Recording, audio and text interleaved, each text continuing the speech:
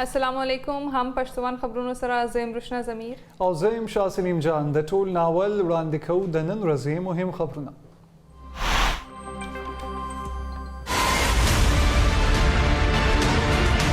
سال تقریباً 76-77 بلین ڈالرز کے درمیان ہمارا امپورٹ ہوگا. یہ امپورٹ بڑی تیزی سے بڑھی ہے, تقریباً 48% پچھلے سال کے مقابلے میں بڑھی. پاکستان کی معیشت کا سمت ہے, اب اس کو سدھارنے کی ضرورت ہے. آپ جانتے ہیں کہ اس وقت تیل کی قیمت 120-123 ڈالر کے درمیان, اور اس کی وجہ سے ہم کو پیٹرول اور ڈیزل بھی پاکستان میں مہنگا کرنا پڑا. مشکل اقتصادی صورتحال کے ملک د دیوالیہ کے دونا بچ کرے شوے. د سختو اقتصادی فیصلوں نہ پس اس ملک کے اقتصادی استحکام راغلے.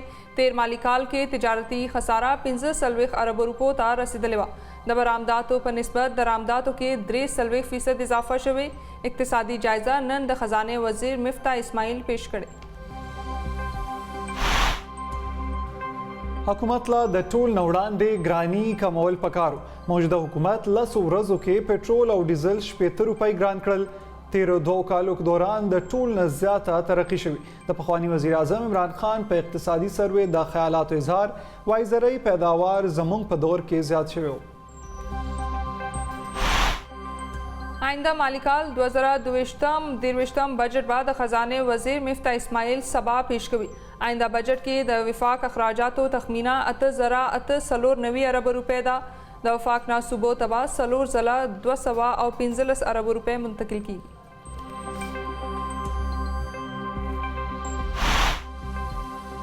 بجٹ کے بعد سرکاری ملازمینوں تنخواہگانوں کے اضافہ کیږي او کنه دا په تبا سبا لګي. سالانه بجٹ کې د سبسډي لپاره 650 ارب روپۍ مختص کړی شوی.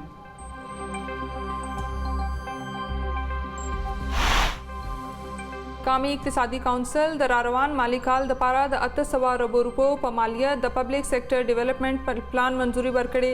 کونسل دا منظوری د وزیر اعظم شهباز شریف په مشرۍ کې یو اجلاس کې ورکړه. اقتصادی کونسل د 2022 سالانه منصوبې د پاره د میکرو اکنامک فریم ورک منظوری هم ورکړي.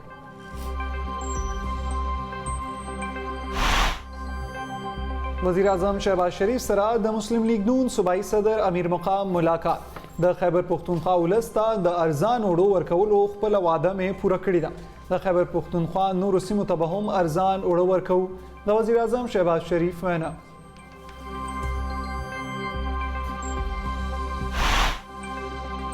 سیاست ته د راتلو په وخت میں د مرګ یره د ځان نه لرې کړې وه. 14 جماعتونه زما خلاف یو موټی شوي دي.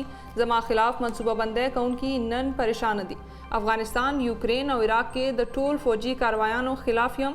د پخوانی وزیر اعظم عمران خان د برطانیې ټي وي سره مرکه وایي موږ د آزاد خارجه پالیسي جوړول پکار دي.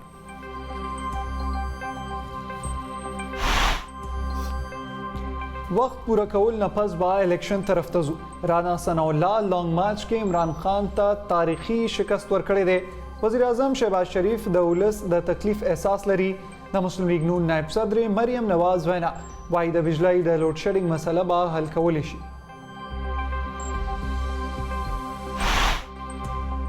پخوانی وزیر اعظم شاهد خاقان عباسی وایي د استحکام معامله حل شوی. د 18 اکتوبر پورې به ټول معاملات بهتر شي. کوشش کوو چې د بجلی لوډ شیډینګ کم کړو. د 15 جون نه پس به لوډ شیډینګ صرف 3 غنټې کیږي.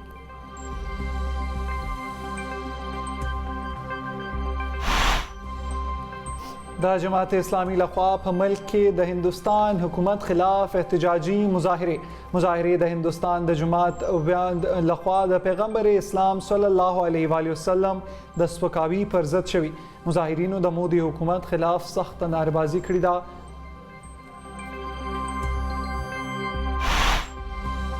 د قومي اسمبلی غړي عامر لیاقت د فانی دنیا څخه رخصت شو. عامر لیاقت د یو کم 50 کلونو په عمر کې په حق رسیدلې. عامر لیاقت د څه وخت نه د ډپریشن ښکارو. عامر لیاقت د الزامونو په ضد کې هم وو. عامر لیاقت په تشویشناک حالت کې اسپتال ته منتقل کړی شوی چیرته چې ډاکټرانو د معاینې نه پس د مرګ تصدیق وکړ.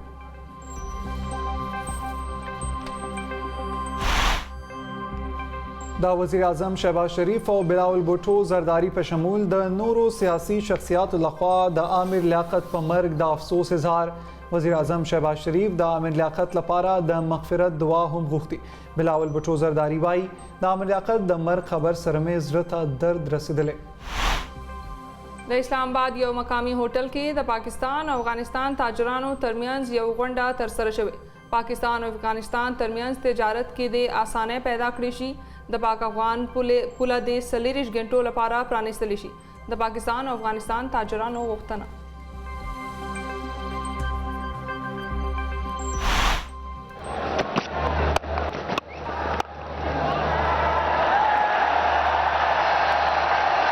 Going to race into the boundary. That's edge. Is it going to go all the way? It will.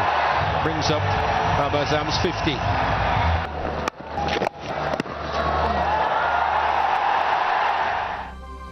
قومی کرکٹ ټیم لخوا ډومبي ون ډے میچ کې ویسټ انډیز ته شکست د 306 رنزو هدف د پاکستان ټیم په آخري اوور کې پوره کړی. میچ کې کپتان بابر اعظم د خپل کیریئر 19مه سنچري جوړه کړې. ملمه ټیم مقرر 550 اورونو کې د 8 وکټو په زیان صرف 315 رنز جوړ کړي دي.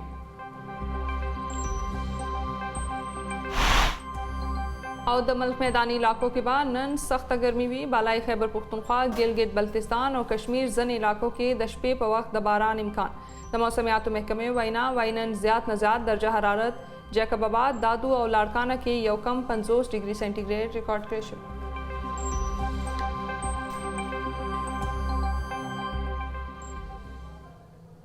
مهم خبرونه تاسو کتل. وخت شوی د وړي شاندمي او بیا راځو تفصیلي خبرونه سره.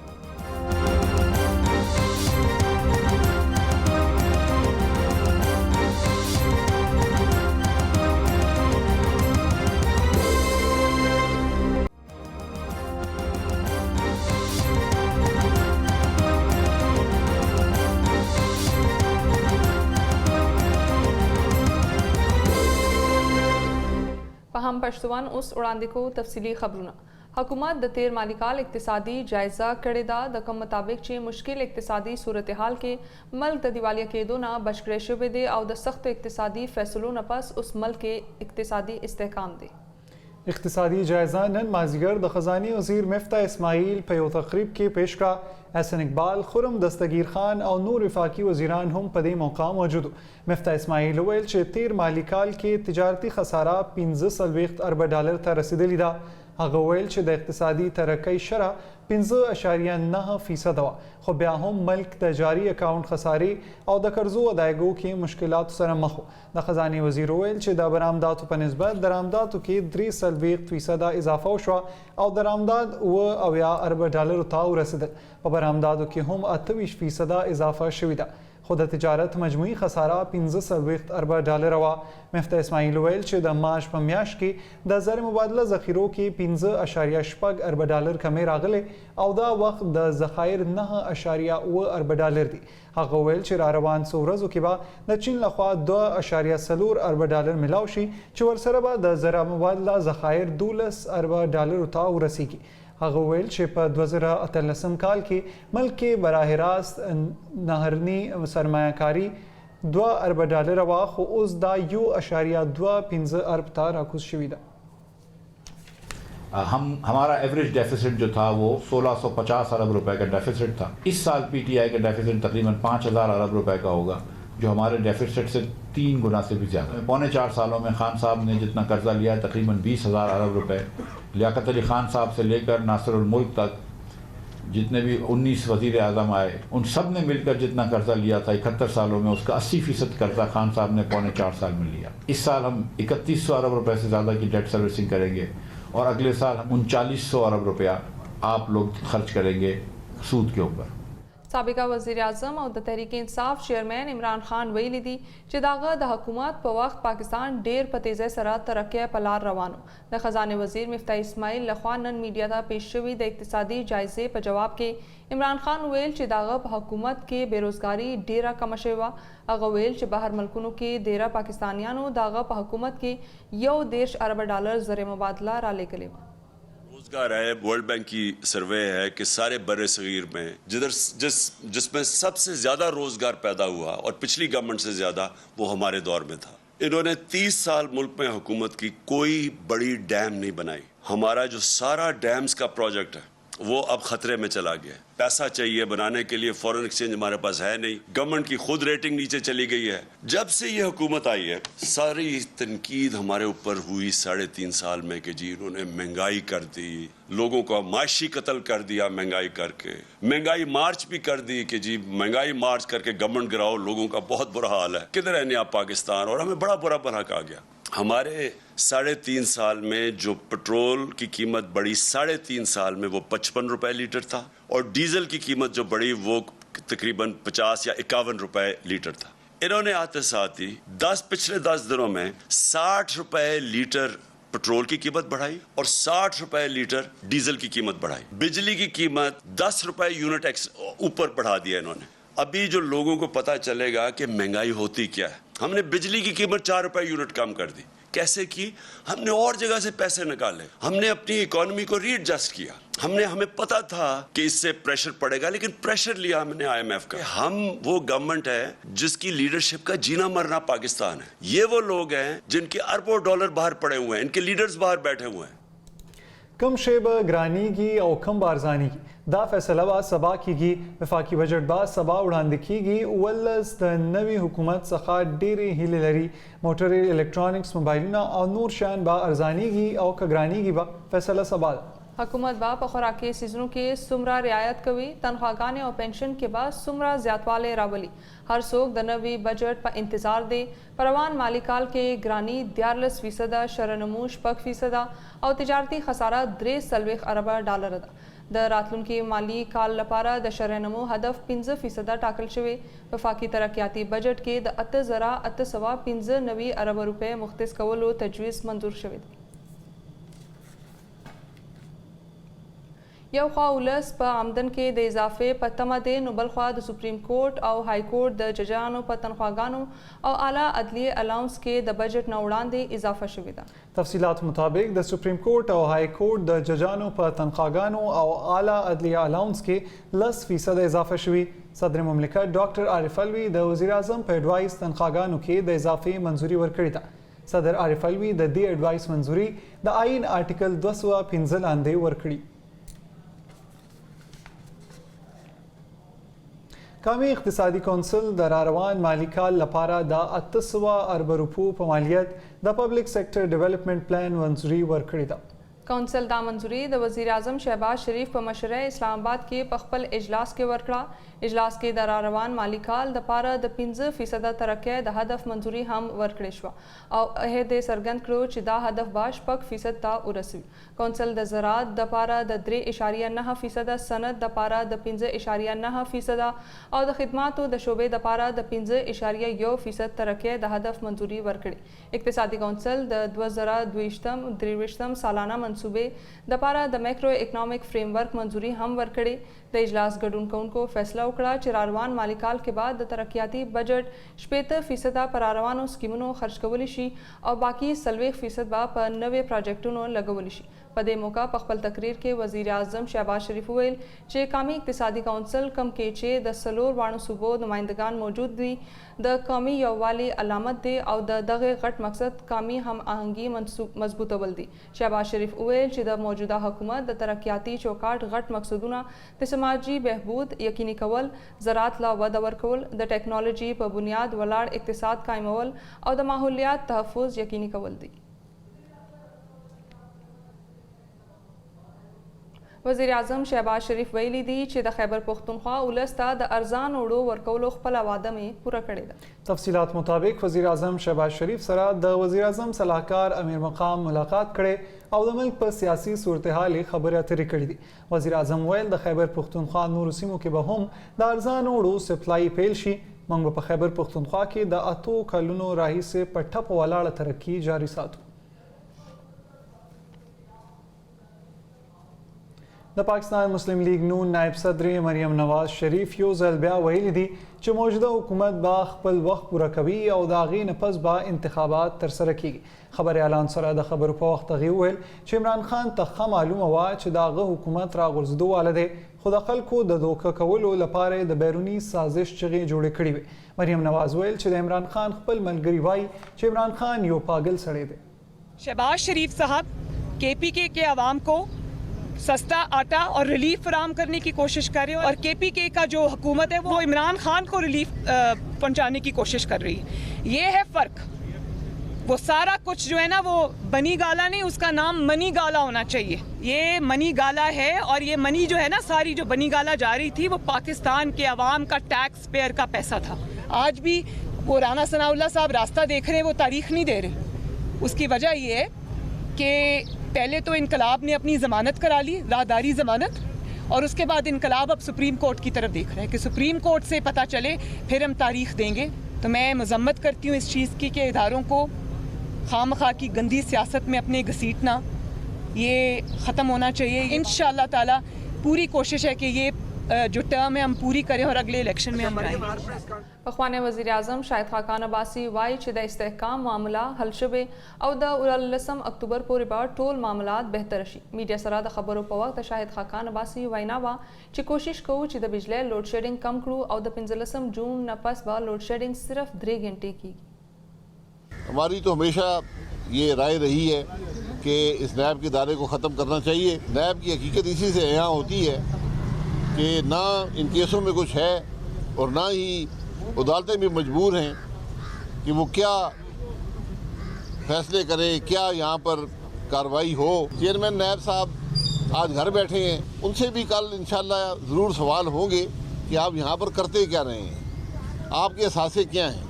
मेरी आज भी उनसे गुजारिश है कि ज़रा अपने एहसासे जो हैं पाकिस्तान के अवाम के सामने रख दें, ताकि कल इनसे कुछ ज़्यादा मिले तो आपसे भी सवाल जवाब हो सके। 4 साल की कोताहियाँ, नालायकी और करप्शन एक दिन में उसके असरात ख़त्म नहीं होते। ये हमारी बदनसीबी है कि ऐसे हुक्मरान रहे जिनको ना अवाम की परवाह थी, ना मुल्क के मामलात की परवाह थी। د دفاع وزیر او د مسلم لیگ نون یو مرکزی مشر خواجه آصف دعوه کړې چې عمران خان ځان د مشکل حالات څخه ویستو لپاره فوج سره د رابطو کوشش شروع کړی دی. خواجه آصف په یو مرکه کې ویل د فوج خلاف د عمران خان بیانونه چانه پټ نه دي، ولې اوس هغه د مایوسۍ په حالت کې غواړي چې د فوج مدد ترلاسه کړي. د دفاع وزیر دعوه وکړه چې حکومت د 13 کلونو خرابو پالیسو له امله ملک ته رسول شوی نقصان او مسلو د حل په کوششونو لګیا دی. موږ مجبوره کې مشکل فیصلې واغستې، ولی امیدوار یو چې د مسلو په حل کې با کامیاب شو. خواجه آصف ویل حکومت کې اتحادی جماعتونه دي، انتخاباتو په مشترکه توګه برخه واخلي. داسې به موږ نه یوازې انتخابات وګټو بلکې راتلونکي حکومت به هم جوړ کړو. هغه ومنل چې د مسلم لیگ نون حمایت کې کمی راغلی، ولی وایي چې خلکو ته ریلیف ورکولو سره به د عوام حمایت بیا ترلاسه شي. پخوانی وزیر اعظم عمران خان ویلي کله چې سیاست ته راغلم نو د مرګ په یېرې مې قابو موندلو. نن 14 جماعتونه زما خلاف دي او زه یوازې ولاړ یم. د پی ټی آی چیرمن عمران خان برطانوي ټلویزیون سره مرکه کې وویل چې زما په ضد سازش کوونکي پریشان دي، هغوی ما واپس نه غواړي. وروسته صرف د یوې ورځې لپاره تللی وم، نه پوهېدم چې څه به کېږي. په یوې غنټې کې فیصله کول و چې روسي صدر سره به ملاویږم او که نه به ملاویږم. په عراق، افغانستان او یوکرین کې د ټولو فوجي کاروانو خلاف یم. زیاتې آبادۍ والا ملکونو له نورو ملکونو سره ښه تعلقات پکار دي. بهارت د خپلو خلکو فایدې لپاره پالیسي جوړه کړې ده. موږ له هم آزادې پالیسۍ جوړول پکار دي چې د ولس په ګټه وي. خبرونو کې وخت شوی د وړې چاندمې او بیا راځو نور خبرونو سره.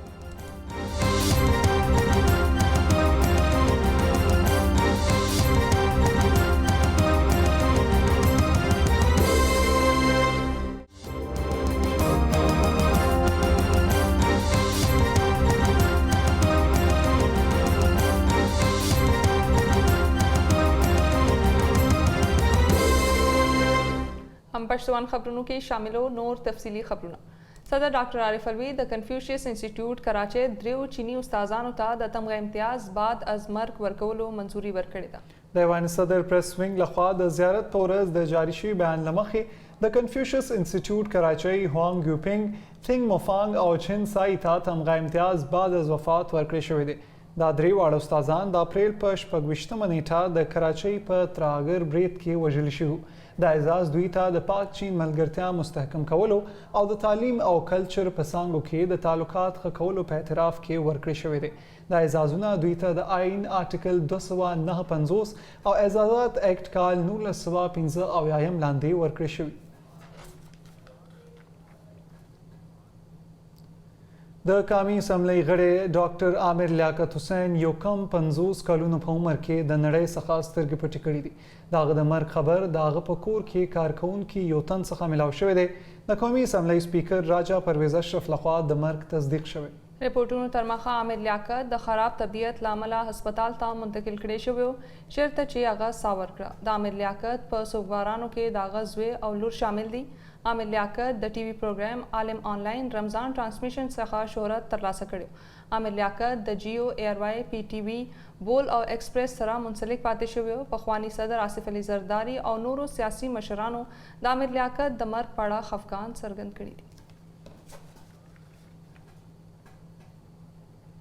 پاکستانی فوج د هغو کسانو خلاف د قانوني کاروایی خبرداری ورکړې چې د فوج خلاف په سوشل میډیا بے بنیاده پروپاګاندا او دروغ خورولو کې ملوث دي. د فوج بیان کې ویل شوي چې په سوشل میډیا د پخوانی وزیر خزانه شوکت ترین په اړه دعوه دروغ ده. امریکا کې ژوند کوونکي یو پاکستانی صحافي شاهین صحبایی دعوه کړې چې فوج د تحریک انصاف کابینه کې د خزانه وزیر شوکت ترین ته ویلي چې عمران خان نه جدا شي او د شهباز شریف حمایت وکړي. د فوج د بیان وړاندې شوکت ترین هم دغه خبره مسترد کړې وه او ویلي وو چې چا ورته د عمران خان څخه د جدا کېدو نه دی ویلي. د فوج بیان کې د شاهین صحبایی خبرې دروغ او پروپاګاندا بللې شوي. په بیان کې د فوج او د فوجي مشرانو خلاف د پروپاګاندا په کلکه مذمت هم شوی دی. فوج وايي حق لري چې د داسې پروپاګاندا په اړه قانوني حق استعمال کړي.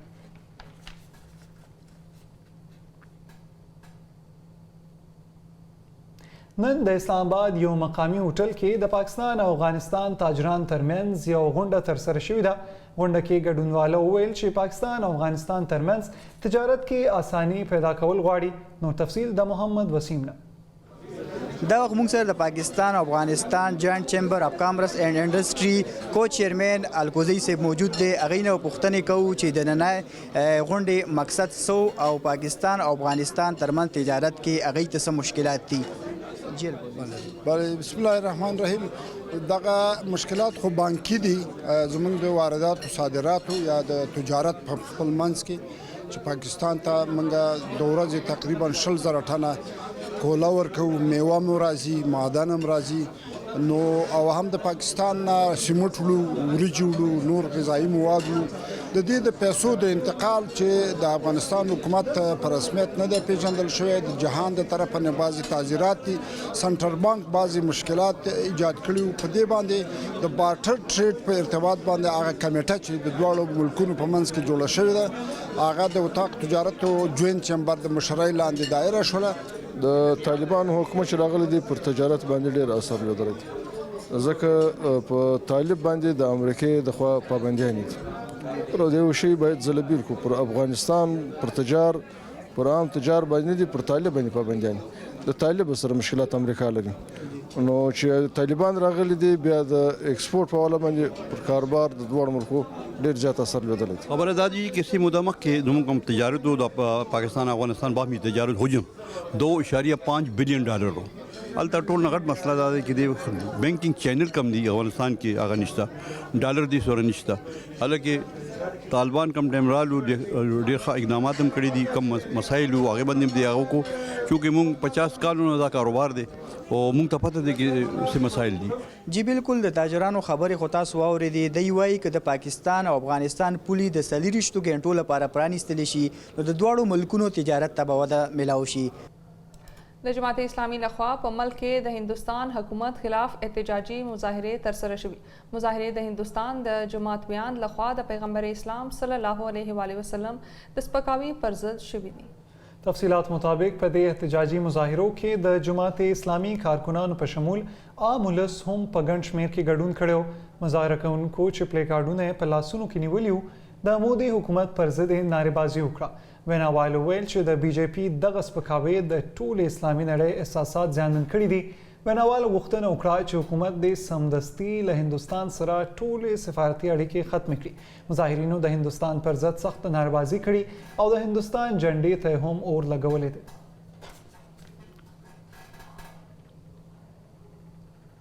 د بلوچستان په مرکز کویټه کې یو ټرک ډرایور خپل ځان په خطر کې اچولی دی او د کویټه ښار یې د لوی تباهۍ څخه بچ کړی دی. په دې اړه ګورو په کویټه کې د هم پښتون د خبریال ایوب ترین دا رپورټ. تاسو به ډېر خلک لیدلي چې هغه همیش د خپل ځان او د خپل کور فکر کوي، لیکن ډېر کم خلک داسې دي زموږ په دې ټولنه کې چې هغه د ولسونو د انسانانو فکر کوي چې څه ډول به دغه انسانان د تکلیف څخه خوندي کړي. په هغو کې یو فیصل دی، فیصل ډرایور دی د پټرولو د ټینکر، او تېره ورځ دلته په کوټه کې پر یو پټرول پمپ باندې اور لګېدلی و. په دې ټینکر کې زما شاته ولاړ دی، نو چې کله اور ولګېدی دغه وروسته فیصل جتک چې دی هغه ودې ته ور وختي او دغه څخه دغه لارۍ یا د ټینکر چې دی ځغلولی و. د ده سره پوښتنه کوو چې کوم وخت دا ټینکر ته ور وختې په دې کې اور لګېدلی و، هغه وخت څه احساسات و؟ ما ته ډېر دغه عوام غ فکر و، ولې درې ګاډۍ سره دغه موټرسایکل هم ولاړو، دا یو ټوډۍ هم ولاړو، هغه باندې زنانه او حساب کتاب، نو خپل سوچ نه دی ویلم. سوچ ویلم عوام غ پمپ بچاو سي، د دونه پمپ خطر دی، د پټرول ډیر خطرناک شی دی. نو الله پاک ماته دونه ذهن ورکړلی، دونه هوښیار کړلی، بھائی بیا به ولاړم ګاډۍ به سټارټ کړلم، نو زما دغه کلینډر هغه ولاړې روډ بند کړلی، هغه نو بیا هغه زه سره روان شولم. احساس دا رقم و ماته که بھائی اول ته زما عوام دی، سړی عوام خیال کې. نو زما بابا ویل دی که بھائی اول خپل ځان په خوش کې هغه مقصد ځان په بچت کې. دا و فیصل جتک چې تاسو واورېدئ او دی وایي چې ما ډېر واقعي حقیقت هم دی چې د یو لوی تباهۍ څخه کوټه ښار او دغه سیمه کمرانی روډ چې دی هغه خوندي کړی دی. د بلوچستان اعلی وزیر میر عبدالقدوس پزنجو چې دی هغه د ده لپاره د 15 لک روپۍ د ورکولو اعلان هم کړی دی او دا امکان دی، دا توقع ده چې د پټرولیم چې کوم اسوسییشن دی یا د دې تنظیم دی هغه به هم په راتلونکو ورځو کې د ده لپاره نور اعلانونه وکړي د ده سره د مرستې، ځکه چې د 3,000 په تنخواه کې دومره د ځان پروا نه وکړه، خو د انسانیت پروا وکړه، د انسانانو د بچاولو لپاره خپل ځان چې دی هغه د پښتو مثال دی په اور کې واچوي، نو انسانان بچاو کو. د کاټلنګ سیلګرۍ سیمې کوی برمول کې د اوږدې سوکړې له وجې اوبه ختمې شوي دي او چینې وچې شوي دي چې له وجې مرغان او ځناور د مرګ سره مخامخ شوي. ګورو د کاټلنګ څخه د محمد ایوب دا رپورټ. کاټلنګ د سیلګرۍ سیمه ده، دلته کې د فطرت انګیزې اوږدې لړۍ دوام لري. د غرونو او ځنګلونو په دغه زړه راښکونکې سیمه کې هر قسمه ځنګلي ځناور مرغۍ استوګنه لري، خو د بده مرغه د ګرمۍ په موسم کې د اوبو د نشوالي له کبله زیاتره مرغۍ او ځناور د ژوند بازي وبیلي. برمول د کاټلنګ د جغرافیې یوه لویه فطري تحفه ده چې په 6,000 ایکړه اډانه لري، خو د اوږدې سوکړې له وجې په برمول کې سوراړه دی، اوبه ختمې شوي دي، چینې وچې شوي دي او مرغۍ او ځناور د مرګ سره مخ شوي دي. د کوی برمول سوشل ویلفیر جرګې مشرانو که یو خوا د مرغو دپاره د اوبو کنډولونه په ونو کې اویزان کړي دي، نو د پبلک هیلث نه د ټیوب ویل غوښتنه هم کړې ده. د دغه ستونزو په اړه هم پښتون د ډي ایف او کرامت سره د ټلیفون د لیکې رابطه ولرله. هغوی په پوري توګه نوټس واغسته او وی ویل چې تر کومې باران نه وي شوي تر هغې به په 2مه ورځ د اوبو ټینکر برمول ته چلن کوي. دغسې به ځنګلي حیات د مرګ د خطرې نه راوویستی شي. زموږ چې کومې چینې لګېدلې دي هغه چینې بالکل مکمل وچې شوي دي، نو د هغې په دا کې موږ نن راغلي یو، خو زموږ د ایم پی ای ته زه خواسته چې زموږ د بجلی د هغه چې کومې کمبې پرتې دي نو هغوی دې دا موږ ته ولګي او دا لین دې راشي دلته موږ یو ټیوب ویل به جوړ کړو او د هغې نه بیا موږ دا اوبه د ځناورو ته مرغو ته میلاویږي. په دې جدید دور کې کم از کم زموږ سیمه ده چې دا د سوات نه د کشمیر په شان علاقه ده، حکومت له هېڅ قسمه ریلیف توجه نه راکوي. موږ د صوبایي حکومت ته او د ضلعي حکومت ته زموږ پبلک هیلث ته زموږ درخواست دی، مهرباني وکړئ د الله د رضا دپاره دې علاقې ته د اوبو بندوبست وکړئ، د دې ځناورو باندې رحم. محمد ایوب هم پښتو ون نیوز تحصیل کاټلنګ. چین کې یو فوجي الوتکه راپریوتو له امله یو تن مړ او 2 نور ژوبل شوي دي. رپورټونو تر مخه چین کې فوجي فایر جیټ J-19 د ټریننګ په مهال راغورځېدلی دی. په الوتکې کې موجود پایلټ د پیراشوټ په ذریعه خپل ځان بچ کولو کې کامیاب شوی دی. پیښه د چین په صوبې هیوبي کې رامنځته شوې ده. په سوشل میډیا خپور شوي ویډیوګانو کې لیدل کېدای شي چې د پیښې ځای شاوخوا کې اور لګېدلی دی. امدادي ټیمونه د پیښې ځای ته په سمدستي توګه رسېدلي دي. د هندوستان اتحاد علماء هند وزیر اعظم نریندر مودي څخه د نبی اکرم صلی الله علیه وسلم په شان کې د ګستاخۍ کولو په جرم د BJP ویاند انوپور شرما او نوین جندال ته د مرګ سزا ورکولو غوښتنه کړې ده. د کشمیر میډیا سروس له مخې د اتحاد علماء هند ملي صدر مولانا قاری مصطفی په خپل یو بیان کې ویلي چې نورپور شرما او نوین جندال د نبی اکرم صلی الله علیه وسلم په شان کې ګستاخي کړې ده، کومه چې په هیڅ قیمت د زغملو قابله نه ده، ځکه چې دې ناوړه عمل د ټولې نړۍ مسلمانان جذبات ته زیان رسولی دی. د ویل ډیر څه برداشت کیدی شي، خو د پیغمبر اسلام علیه السلام په شان کې ګستاخي نشي برداشت کیدی. د ویل داسې خلک لوی ترهګر دي کوم چې د مذهب په نامه نور خلک زیانمن کوي. مولانا قاری مصطفی ویل داسې خلکو ته باید د مرګ نه کمه سزا ورنه کړی شي.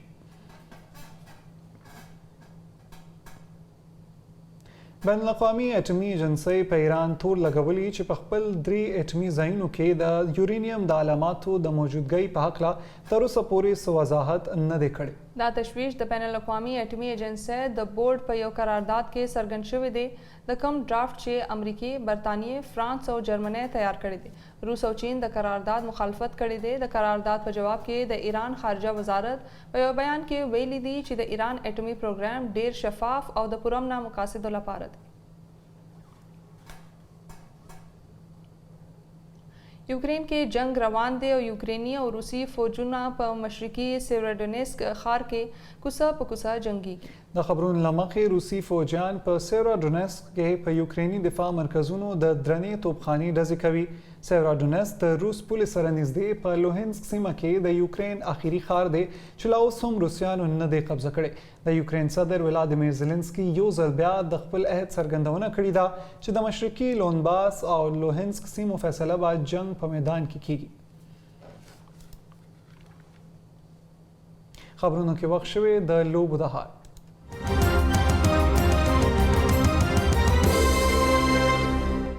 په ډومبي یو ورځنی میچ کې پاکستان لخوا ویسټ انډیز ته ماتې ورکړې شوې. پاکستان ویسټ انډیز لا په 5 وکټو شکست ورکړو. 14 کاله وروسته د ملتان په انټرنیشنل سټیډیم کې لوبیدونکي میچ کې د ویسټ انډیز لوبډلې ټاس ګټلو نه پس اول د بیټینګ کولو فیصله وکړه. په 3 میچونو مشتمل سیریز په افتتاحي میچ کې ویسټ انډیز لخوا پاکستان ته د 306 رنزونو هدف ورکړی شوی و. کامي ټیم دغه هدف د 15 وکټونو په زیان پوره کړو. د بابر اعظم شاندار سنچري او آخري اوور کې د خوشدل شاه لخوا جوړ کړی شوی 140 رنزونو ګټه د پاکستان په نوم کړه. Game over. Mohamed Nawaz finishes it in style. فهم پښتوان اوس د موسم حال.